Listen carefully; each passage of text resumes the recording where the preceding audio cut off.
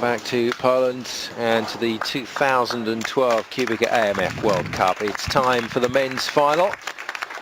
We have a rising star from the USA in Marshall Kent, just seated at the moment to the far left of your picture, up against an established star from Asia, and in particular Malaysia. This man, Syafiq Ridhwan, through in 3 games. Tough match against Andre Gomez of Colombia, but he's beaten the PDA star, and now he's got a real shot at this title. But the young man he's playing against, just 20 years of age, coming through one of the best development systems in the whole world for 10-pin bowling in the USA and the collegiate system.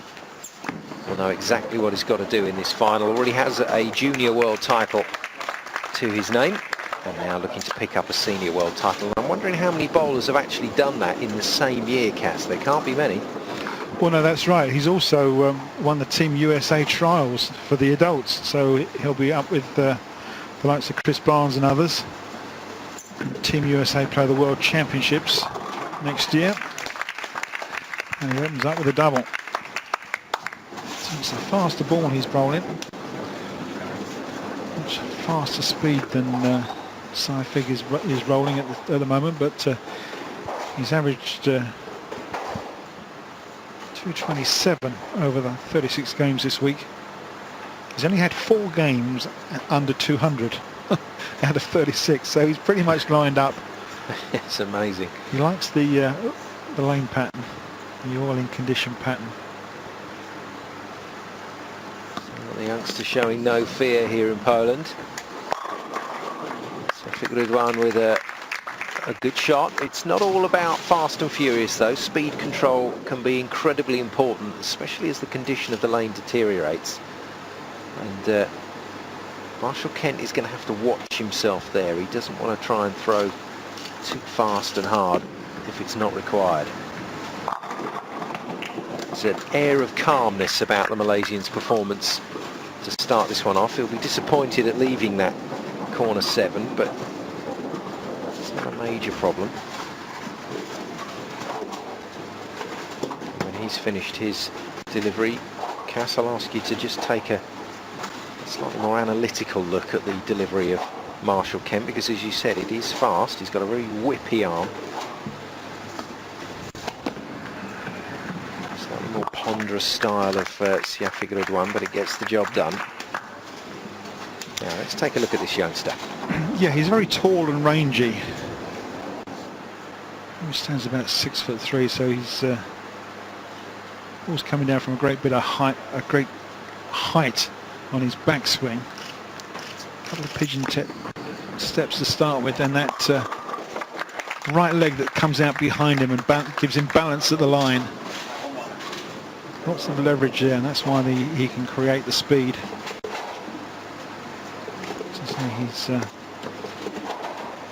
He's won some tournaments with the junior Team USA, Pan American Games juniors, won the seniors USA trials, and he's just shot 4 strikes in a row. Very good start from the American. Not an excessively high backswing. Really gets a lot of power through the chest towards the end of that delivery. But that's a super start.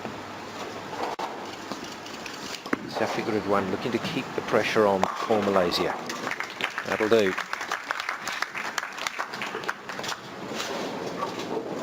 Yeah, keeping it tight through 4 frames. The American is perfect so far. Malaysian just with that single pin spare in frame number 3.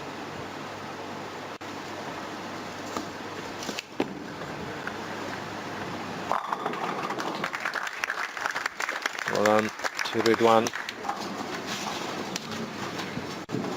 Yes, it's plenty of strikes.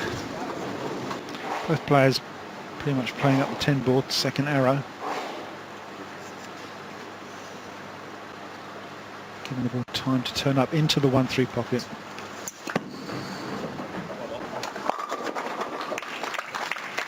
Well, he's perfect through 5. And how far can he keep going?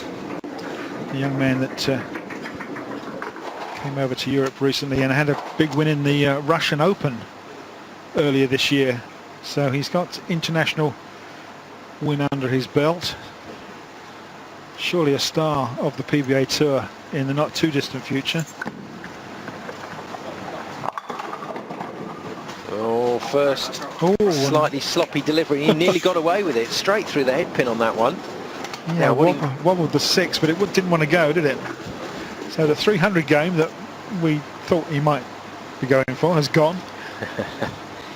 Yeah, the problem is he mustn't overreact to that. It's disappointing because you know what he was thinking. He was thinking win this in style, pair of 300s, but you know that's not practical. It's about the job of work now for Marshall Kent, and we'll see how the youngster copes with it. Whereas it's been a much more steady start from Syafiq Ridhwan, and if he can just keep things going along the same lines, then he'll be there at the final count in this first game. Oh, tickles the 10. Yeah, just lays in the gutter, doesn't it? Comes off the kickback, it just drops. That's 6 pin. So he too can only make a spare in the 6th frame. So it's going to be about 21 pins difference. The American has the lead. We're through the halfway stage.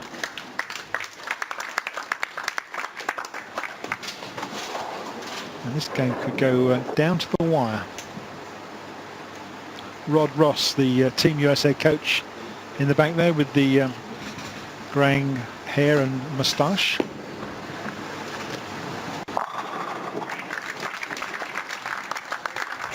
And Syafiq has shot another strike. So he's bowled 5 strikes and 2 spares. That's good. But another double here from Marshall Kent to get himself back on the strike line would be ideal. Well, Simon, yeah, that's right. He has to do that. He's got to get back on the strikes. A couple of spares really won't be any good for him. It's been a bit of a strike fest through the men's tournament all week. Some really high scores. Only just the 1-300 though. This man had a 280 high game. Oh dear. What didn't hit that? Now where did the ball go? I mean, it seemed to hook up nicely, but it must have gone straight through the 135 and deflected away to the 9 pin, and the 5 pin's gone somewhere. But Cass, that is a problem, isn't it, with excessive speed? Absolutely, and too much hook and rotation in the back end. When it gets into the pocket, and you often see it with some of the two-handed players, too much reaction when it gets into the pin deck, and you leave something silly like that. Very unfortunate. To all intents and purposes, it looked a perfect strike. And effectively, rather than starting that chain reaction of pin onto pin, what it does is it just actually clears a furrow between the pins and sends them out in the wrong directions. Yes, we really need a bit of super slow-mo to see how the pins do react and why some of these single pins similar to that stand up in the corner. And the answer is not to throw it harder, but to control yourself in these circumstances, to slow yourself down, is a trick that the experienced players have, and it's something Marshall Kent will learn over time. Well, sometimes we say less is more. The less power and rotation you put on, the more reaction you can get as the ball goes into the pocket and sets up that chain reaction as you mentioned. 3 spares in a row for the American after 5 strikes, so his strike line dried up a bit. And Syafiq is back with a double, so he's now hit 6 strikes. As I say, this is going to be quite a high scoring, but it's very much going to the wire. And no one can predict who is going to take this first game. Best of 3, remember. Well,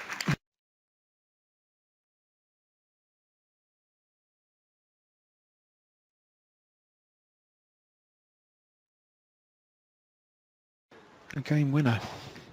Now is young Marshall going to take heed of the speed that we're seeing from the Malaysian bowler in terms of slowing his bowl down?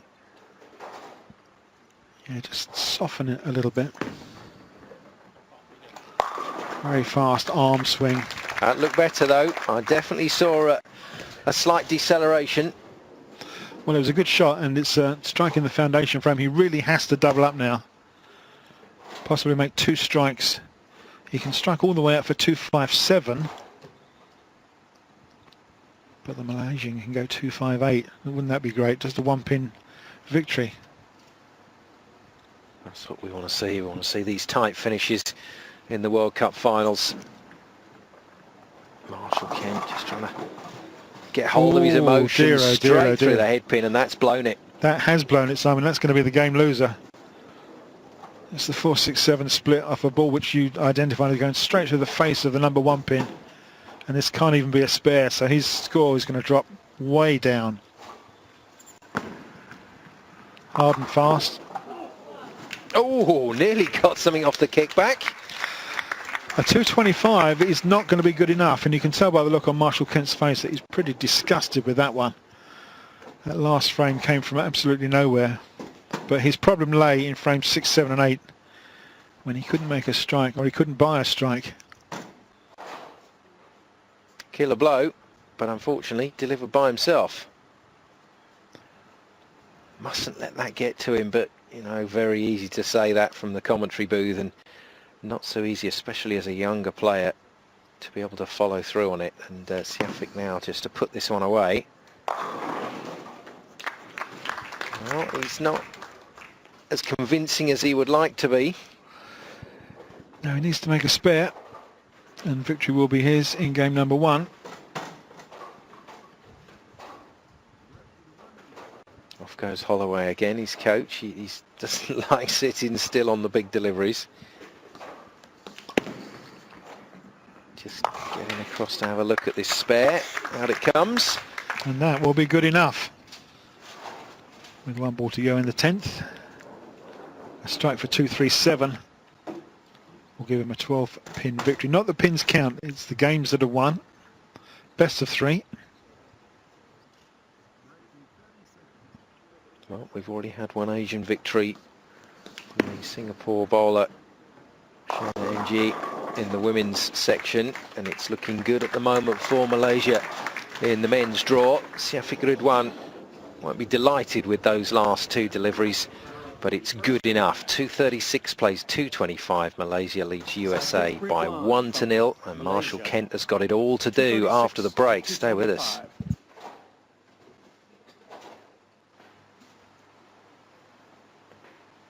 Welcome back. Marshall Kent was flying in the first game of this World Cup final. The young American, 20 years of age, went 5 strikes in a row, but Gus Edwards, you were very impressed with the comeback affected by this man. He just stayed with it, didn't he? He was kind of playing for time, hoping that things would turn around, and it did for him. He had 7 strikes in that game. He had 3 in a row towards the end there, and the big open frame from Marshall Kent, and he stole the game simply by staying clean and hanging there.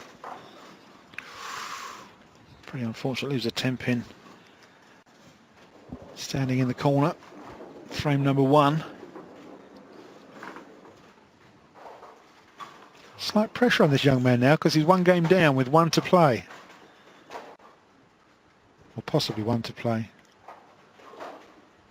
I know with the young players you do get a certain amount of inconsistency, and that's not a negative comment, that's just a fact of life in sport.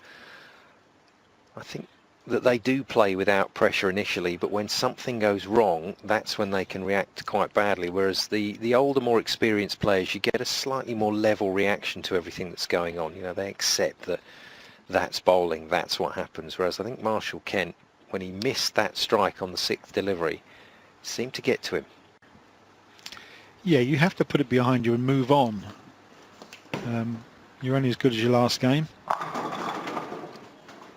And another one. Dear me. That 6-pin is coming off the kickback, and it's going nowhere near that 10-pin. But he's making his spares. Don't get too frustrated. It is very frustrating when you put the ball in the pocket and you think, well, that's good for 10, and all you leave is the 10-pin. But it does at least pose the question to his young opponent. you've got to keep doing what I'm doing. At least match me or better me with a strike, and he'll take that. That was a chain reaction, wasn't it? Only just made the hairpin, but it has been said that they hit them thin and make them spin. So he opens with a double. Better one in the pocket on lane 10 and starts 3 in a row. Well, this is how he started the last game. In fact, he went 5 in a row.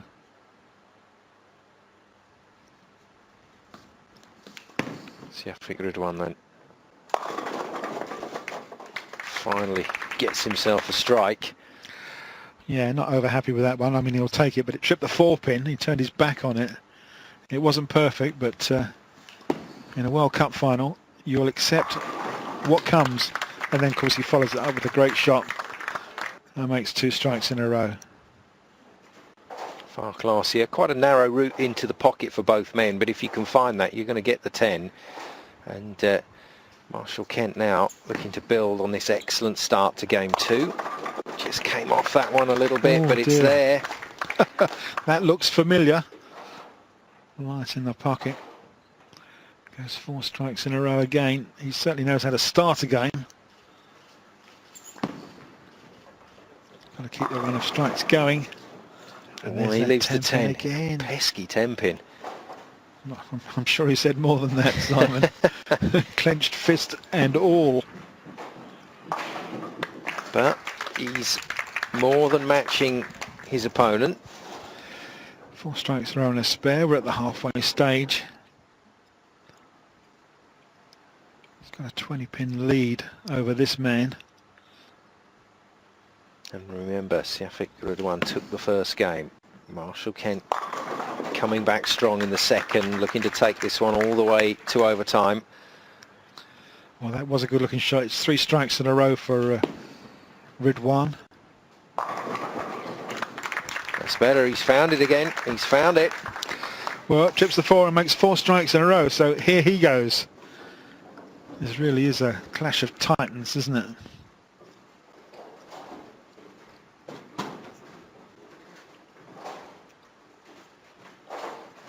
And you start to think, well, just one errant ball and this championship could be lost.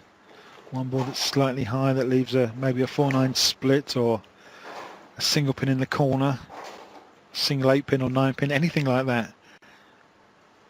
And it could be enough to lose. Kent working on a spare. Back with another strike. It's 5 strikes out of 6.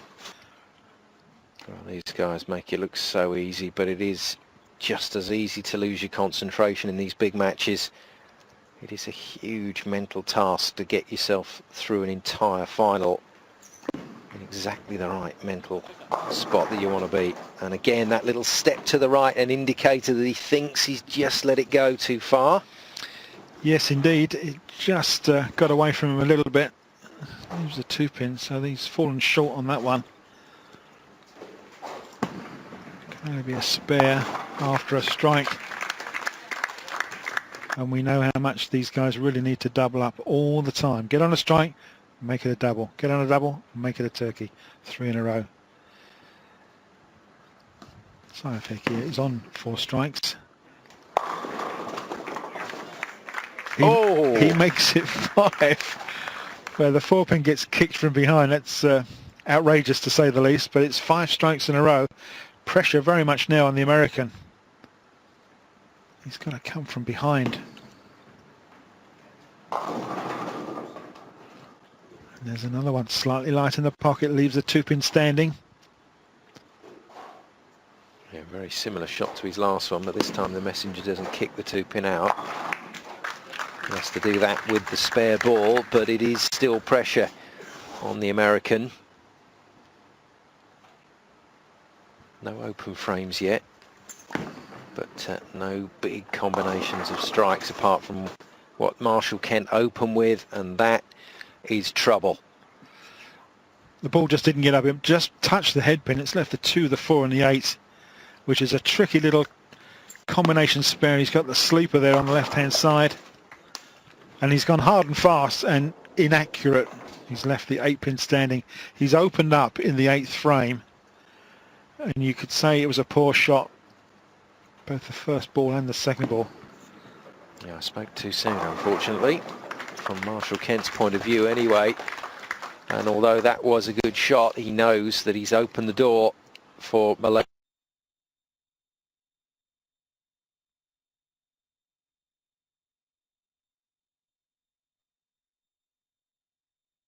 If he can strike out. Syafiq has just got to keep this ball in play. He's going to strike out for 247, but unfortunately leaves a 10-pin in the corner. That's good enough. If he can spare it, it's good enough. It's still a bonus. Yeah, it's still not giving Marshall Kent any hope.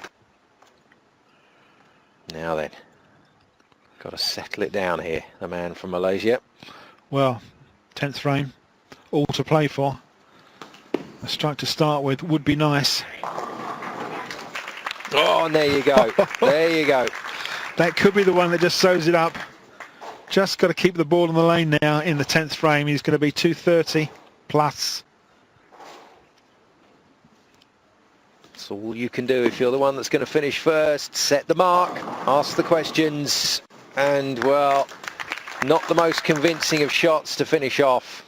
A spare here for 237, and Marshall Kent can't make that score. It's done and dusted. And Marshall Kent will know that just a couple of errant shots, one in each game, has cost him the biggest prize in the world of 10-pin bowling for this year anyway.